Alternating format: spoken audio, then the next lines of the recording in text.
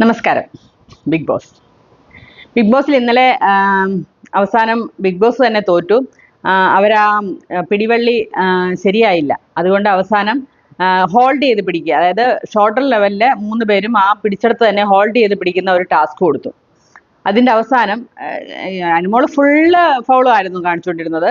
അതിനകത്ത് ആര്യനും ശരിക്കും പറഞ്ഞാൽ നമ്മൾ നോക്കിയിരിക്കുന്നവർക്ക് ആര്യൻ കൈമടക്കിയായിട്ടൊന്നും കാണാൻ സാധിക്കുന്നില്ല. സാബുമാന് പക്ഷേങ്കിൽ ആദിലയും എക്കും അനുമോൾക്ക് നൂറയ്ക്ക് ലക്ഷ്മിക്ക് ഷാനവാസിനും ഒക്കെ സാബുമാൻ ക്യാപ്റ്റൻ ആവണമെന്നായിരുന്നു. അതുകൊണ്ട് അവർ ഫോക്കസ് ചെയ്തത് മാത്രം ഷാബുമാനെ എങ്ങനെയെങ്കിലും ഈ പറഞ്ഞ പോലെ ക്യാപ്റ്റൻ ആക്കാൻ വേണ്ടിയിട്ടുള്ള ഒരു ഭയങ്കര ഒരു പ്ലാൻഡ് പരിപാടി അവിടെ നടന്നത്. നെവിനും അക്ബറിനും ഒക്കെ മാത്രമേ ഉള്ളൂ ആര്യൻ ആവണം എന്നുള്ളത്. പക്ഷെ ആര്യനെ സംബന്ധിച്ച് ആര്യന് ഇമ്മ്യൂണിറ്റി പവർ കിട്ടും എന്നുള്ളത് ഇതുകൊണ്ട് മാക്സിമം ശ്രമിച്ചു. പക്ഷേങ്കിൽ സാധിച്ചില്ല. അവസാനം ഈ പറഞ്ഞ പോലെ ആദിലയുടെ ഒരു ഫൗൾ കളി കാരണം ആര്യൻ ഔട്ടായി. അങ്ങനെ ബിഗ് ബോസ് അവസാനം ആദിലയുടെ അഭിപ്രായമാണ് എടുത്തത്. അതുകൊണ്ട് ആര്യൻ ഔട്ടായി. സാബുമാൻ ക്യാപ്റ്റനാണ്. അപ്പോൾ അവിടെ അത് കഴിഞ്ഞിട്ട് വലിയൊരു തർക്കം നടക്കുന്നുണ്ട്. നീ മനഃപൂർവ്വം കളിച്ചതെന്നൊക്കെ പറഞ്ഞിട്ട്. അതിനിടയ്ക്ക് എന്തോ ബാഡ് ആയിട്ടുള്ള കാര്യം ഈ പറഞ്ഞ പോലെ അക്ബർ അതിലെ പറയുന്നുണ്ടെന്ന് പറയുന്നു. പക്ഷെ നമ്മളൊന്നും കേൾക്കുന്നില്ല. പക്ഷെ അതിനകത്തൊക്കെ എനിക്ക് വളരെ ഡിഫറെൻ്റ് ആയിട്ട് തോന്നിയ ഒരു കാര്യം, ലൂസർ ലൂസർ ലൂസർ എന്നും പറഞ്ഞ് ഈ പറഞ്ഞ ആര്യനെ ട്രിഗർ ചെയ്യാൻ വേണ്ടി ലക്ഷ്മി പുറകെ നടക്കുന്ന. ഇത്രയും കാലം നമ്മൾ ഈ സീസൺ തുടങ്ങിയപ്പോൾ പോലും നമ്മൾ കാണുന്നുണ്ട് ക്യാപ്റ്റൻസി ടാസ്ക്.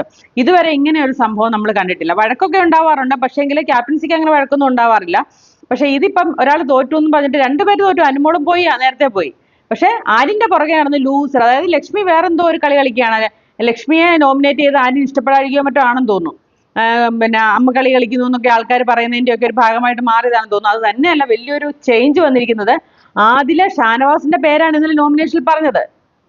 പക്ഷേ ആദില പലയിടത്തും ചെന്ന് ഞാനല്ല പറഞ്ഞത് അപ്പോൾ ഷാനവാസിന് എങ്ങനെയോ മണത്തും തോന്നുന്നു. പുള്ളി എണ്ണി നോക്കിയപ്പോൾ ആരോ പറഞ്ഞ പോലെ. അപ്പം ഞാനല്ല ലക്ഷ്മിയോടും അത് കൺവിൻസ് ചെയ്യാൻ ശ്രമിക്കുന്നുണ്ട്, ഷാനവാസിനോടും കൺവിൻസ് ചെയ്യാൻ ശ്രമിക്കുന്നുണ്ട്. ആലോചിച്ച് നോക്കണം. എന്തൊരു കള്ളത്തരങ്ങൾ. ശരിക്കും പറഞ്ഞാൽ നൂറയോട് പോലും നൂറെ പോലും വഞ്ചിക്കുന്ന രീതിയിലാണ് ആദില ഇപ്പോൾ കളിച്ചോണ്ടിരിക്കുന്നത്. ആദിലേക്ക് എങ്ങനെയെങ്കിലും ടോപ്പ് 5 എത്താൻ വേണ്ടിയിട്ടുള്ള കളിയാണ് ആദില കളിച്ചോണ്ടിരിക്കുന്നത്. പക്ഷേ നൂറ പൊട്ടിയാണ്. അതായത് തുടക്കം പോലെ ആൾക്കാർ പറയുന്നുണ്ട് ആദിലയുടെ ട്രാപ്പിൽ വീണതാണ് നൂറ, ആദിലയുടെ ട്രാപ്പിൽ. അത് തന്നെയാണ് ഇപ്പോഴും സംഭവിച്ചുകൊണ്ടിരിക്കുന്നത്. അത് നമുക്ക് നേരിട്ട് കാണാൻ സാധിക്കുന്ന ഒരു അവസരമാണ് ഇപ്പോൾ നടന്നുകൊണ്ടിരിക്കുന്നത്.